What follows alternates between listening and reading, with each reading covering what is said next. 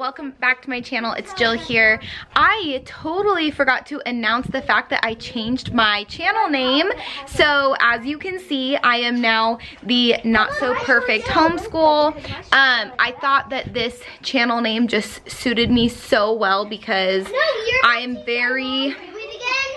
am not your typical homeschool mom that has like the routines and the checklists and the I don't know, you know what I mean? Like, my brain is just wired so differently, and I am starting to learn that there are others like me, and I used to just feel really bad about myself when I would watch YouTube videos and wonder why I wasn't like these moms. And I have learned to just embrace the way that God made me, and we make it work with how my brain works. We make it work. Anyway, I'm gonna film a day in the life today, and we are done with some of our school and we're about to take our walk, and when we get back we will have more school to do. So anyway, I just wanted to take you on our day today. It's a praying, it's a praying mantis. Ooh, that's awesome. It's pretty. Whoa. Don't let him fall and get hurt. It's never get us.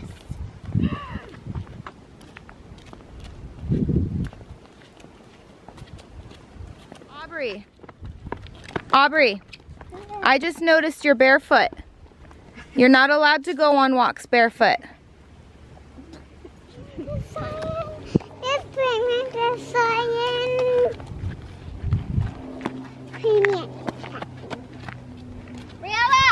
So I wanted to talk a little bit about this 75 hard challenge that me and my friends are doing. So Megan at Pennies and Salt, Wendy at Plan Prep Pray, Katie, Life in the Mundane, Ashley, Joyful Noise Learning, Rachel at 7 and All, Yasmin from Mommy on the Move was doing it, but she got sick. So yeah, Yasmin was doing it until she got sick. She had to stop. So what the challenge is, you guys may have heard of it, so you could just skip me if you have, but you have to do 2 45-minute workouts a day, which we all know that sounds daunting.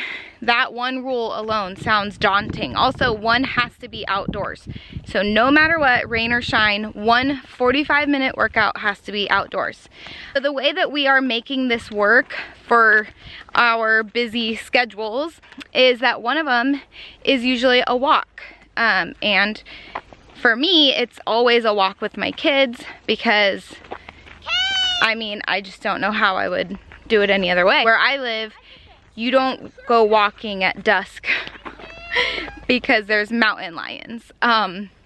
So yeah, anyway, so my second workout is usually, I do workout DVDs or I work out on YouTube, or sometimes I do a second walk. And I think today is gonna be a 2 walk day because I'm tired. I don't know, I didn't sleep good last night, and I just feel like my second workout will probably be another walk.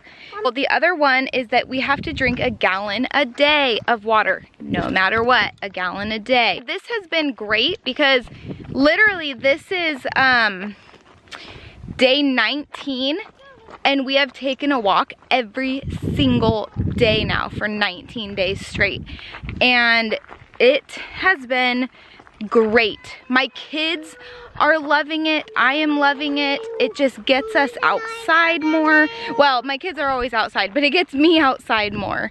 It's just been awesome. Whoa, girl. So we walk to our mailbox, and behind our mailbox is this big field, and the kids run around up there and play. Sometimes I will jog laps around the trees. Sometimes I will just stay down here at the mailbox and I'll do lunges and squats. Yesterday on my walk, I brought my 2 5-pound weights, and I was just like doing like arm exercises the entire walk here, and then I didn't do that on the way back, just the way here. But just little things like that that make this challenge doable for a busy mom. And then the other rules is like no alcohol, which that's easy for all of us. And then no cheating on your meal that you choose, like your diet that you choose. So for me, I chose that I'm gonna not eat sugar. I'm not gonna eat sugar, like junk food anymore, and I'm not eating gluten since I'm intolerant to it and I need to stop eating it anyway. I figured this was the best way to start. The no sugar has been hard. The gluten's been easy, actually, which it's always been hard, and then it's just been easy. So that's a blessing. Oh yeah, and we have to read 10 pages a day. And all of us added on top of that we are also gonna read our Bible every day. So 10 pages of a book plus Bible reading on top of that. And it's been just awesome. So yeah, the thing with it is if you fail one thing one day, you start over at day 1 again. So it actually really keeps you going because you don't want to start over. Like, you just don't want to start over. I mean, it helps you to not cheat. If anybody was interested in joining in on that challenge, they do have an app that you can buy for like $5 to keep track of all your progress. Or you can just make a PDF, and Katie actually made one. So if you wanted to like ask her for her printable, that would be fine too. And just tag us in your posts if you're starting and let us know on Instagram. I stepped in this metal and it didn't. Here, one of my favorite spots. But you said it doesn't hurt. Life is a winding road, no telling where it goes. Mommy, show the camera. Driving through days and nights. All right, I don't want you way up there. Won't stop for traffic lights. No. And I really wanna know if I will ever figure out where the road goes. Even if I'm falling. So my next door neighbor just handed us a bag full of Halloween candy because And stickers too. they said they missed us on Halloween. So Eyeball bouncy ball. And a cookie. And a bag. Okay. Let me grab it. No. Oh, I almost said it. No. But I keep... Jumping from cliffs so high, trusting our wings to fly. Sometimes we're crashing down, but we get up and start from the ground. And I really wanna know if I will ever figure out where the road goes. Even if I'm falling down, I will keep on searching for my highs. You can say I lost my mind. I just wanted to show you guys how I make sure I get my gallon of water in a day. These jars are half of a gallon, and so I fill it up in the morning and then I just pour it into my drinking cup and drink from this all day. And once I finish the first one, I've drank and a half, obviously. I try to get that done by noon, and then I refill it, and then I try to get the rest of it done by 6 p.m. so that I'm not up all night peeing. Guys, I'm having a hard time finishing the rest of our school day. I'm just being honest, because real life over here on my channel. My kids are outside, so on our way back, oh wait, I think I already showed that. Yeah, on our way back from the walk, my neighbor handed them the candy bag, and they like sorted out all their candy and traded and did the whole thing. Well, anyway, I was just feeling a little bit overwhelmed, and so I sent them outside to play. They were being kind of loud and crazy. I let them have a piece of candy, and so they were hyper already from that. And anyway, so I sent them outside. I said they can bring 2 pieces of candy each outside and go and play for a while and burn off all the sugar and all of that. So anyway, I'm in here like getting ready for our history and our science. lessons, and I'm like having such a hard time making the decision to call them back in to finish our day. And what am I doing? I am sitting here in my kitchen eating out of this giant bag of popcorn that's almost as tall as me, and talking with my friends on Marco Polo. It is 2:30, so I feel like I really should just get going on the rest of our day, but I'm so tempted to just call it quits, but I'm not going to. We're gonna do our history, and we're gonna do our new volcanology unit study. It's all about volcanoes, the study of volcanoes. We're gonna do our experiment, and yeah, truthfully, I already started this. My son and I have done some of it, and I didn't think the girls were gonna care. Well, they got upset that they were not a part of it, and so we're gonna be starting over today with all of us. The whole family are gonna start it over today on lesson 1. And so you guys are gonna get to see that and see our experiment and all of that. When the sand-lime mixture cooled, it was hard, shiny glass. Sometimes the Phoenicians colored the glass by putting jewels in it. Other ancient peoples made glass too, but the Phoenicians were the first glass makers to invent glass blowing. Have you ever blown bubbles in your milk through a straw? That's exactly what the Phoenicians did with their hot liquid glass. Instead of pouring the glass and scatter the Israelites like dust, the Israelites were never allowed to return back to their own land. What were the people called? Phoenicians. Yes. Shamsi. Why was purple called the color of kings? Because they used tons of snails, and it was super hard work, and it was so expensive. And only kings and stuff could buy it. Because it was so expensive, yeah. All right, so I found a few videos that I'm gonna show my kids. Whoa. I'm gonna show them this purple people of Phoenicia, and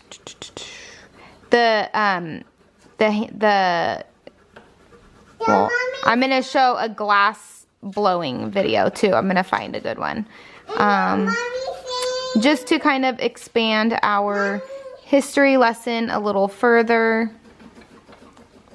Didn't have much room to grow crops. They turned to the Mediterranean Sea and became traders. They traded glass, metal objects, cedar timber. Phoenicians established colonies along the Mediterranean coast where they could rest, repair their ships, and get fresh food and water. Some colonies, like Carthage, became important cities in the ancient world. They built a small fire and then surrounded it with all the unfired bricks. They slowly built up the fire to be hotter and hotter.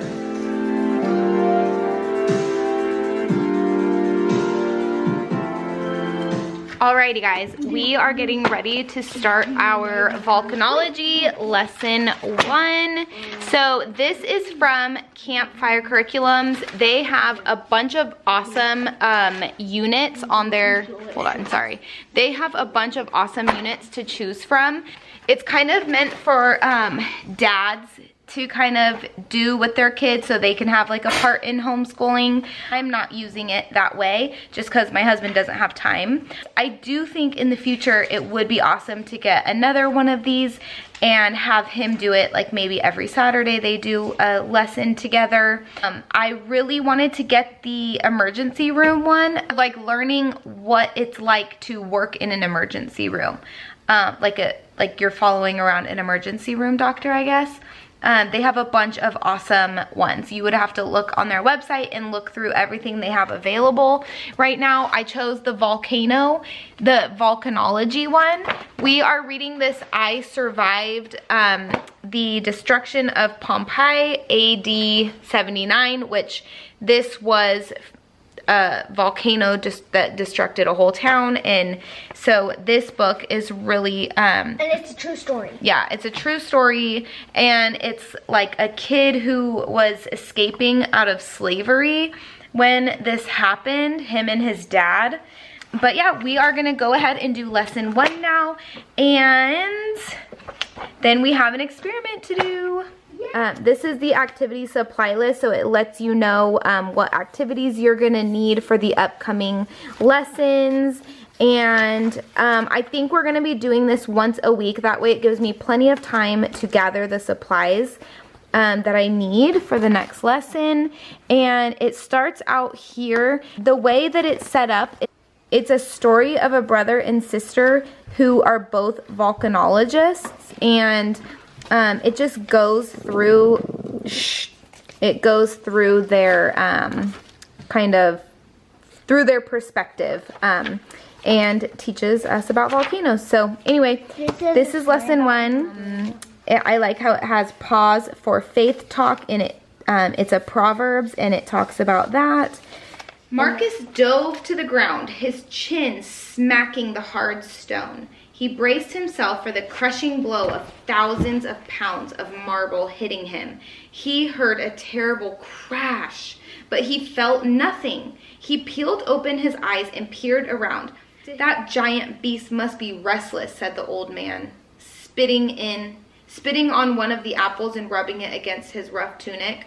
Giant, Marcus asked. Okay, so now the first part of this, the prologue, it says to read this the night before lesson 1.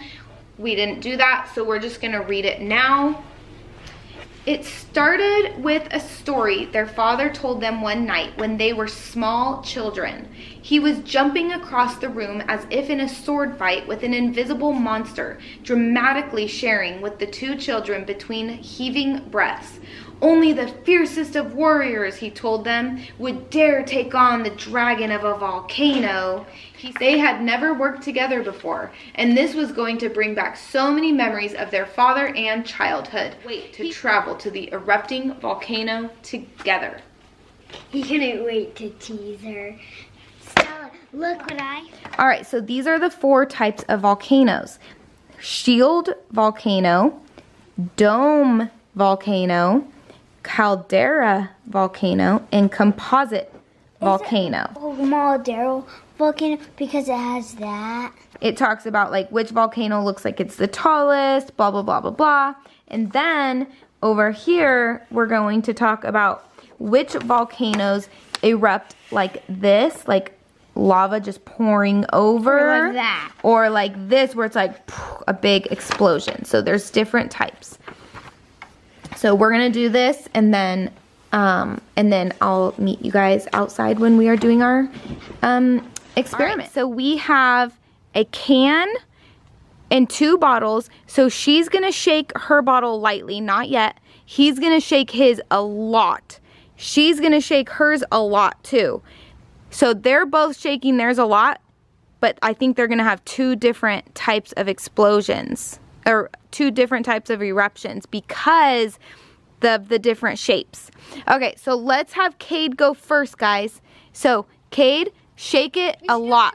Shake it up. Just shake it up. Shake it like crazy.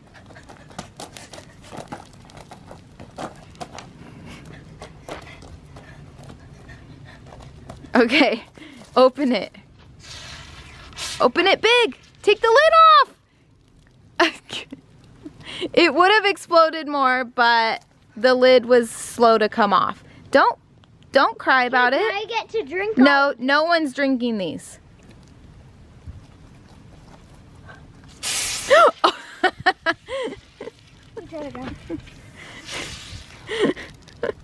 Put your hand over it and shake it and then let go. Squeeze it. Shake it. Mama, can I Shake it. Now squeeze it and like lift up your hand and squeeze it. Woo! All right, Briella's turn. Shake it only a couple times. That's good. Oh, it didn't even erupt. Go ahead and shake it more. Daddy's home. Shake it like up and down. Well, Okay, go ahead and let go. Let go. Can I have one sip, Mama? It smells so good. There it goes, effusive. That's an effusive eruption pouring over. Yours was explosive. All right, shake it hard. Woo! That was effusive. It exploded and then it did effusive. Careful. All right, nice, effusive, woohoo! Okay, so we finished, so after our experiment outside, we talked about the explanation of it and what carbon dioxide does inside the bottle when you shake it and all of that and how it relates to the volcano and what a volcano does when it erupts. I threw away my skull. Daddy's home early for once. What's potion? Kate, it's easy to peel it off. Well, she's sleeping with her eyes half open. Her eyes are half open. All right, guys, we are headed to the store, me and Aubrey, to go and get buns. Are we getting buns, girl? We're going to get buns, baby. My family is going to eat their shredded barbecue chicken on buns. Oh, hold on. I gotta bust open my gate. You bumped